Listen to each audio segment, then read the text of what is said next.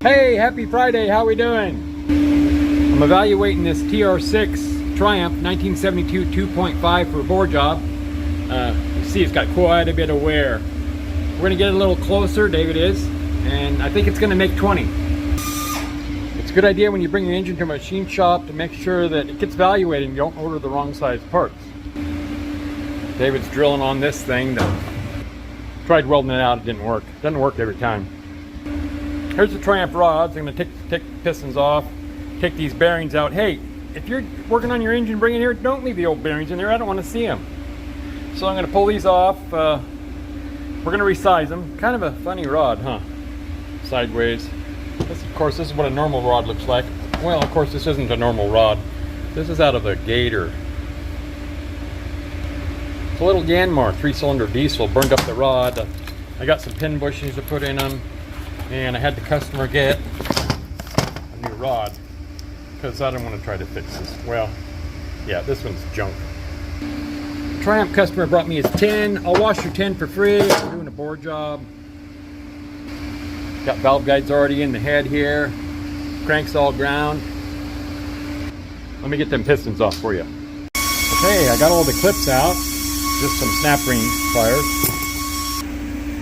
Okay, now you just got one of the drivers out of my machine. That's being a little bit difficult. You can hammer these out at home. I got a press, I might as well use it, right? These will just come right out. Now, I don't even have to put load on it.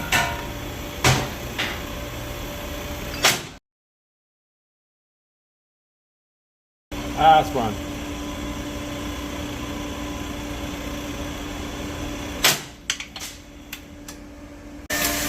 Here's what they usually sound like. This is a small block Chevrolet 350, 70s, early. Let's get this thing snap.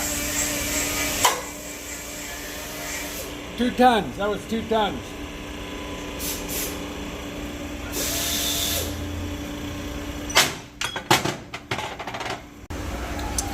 Hey, I'm pushing the bushings out of these now. Here.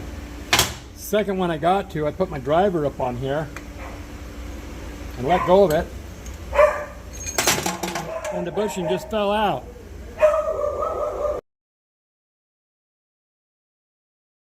Last one. Okay, you can go in here with the Chevrolet block. There's the bolts. We don't want to lose any of this stuff. Here we go. David's got this 5 and we're in the last hole. See how it comes out.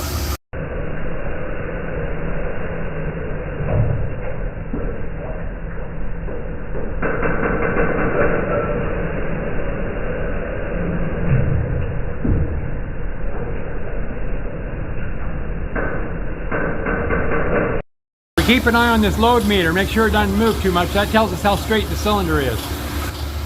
It's very critical in the very end. It's okay if it moves a little bit right now.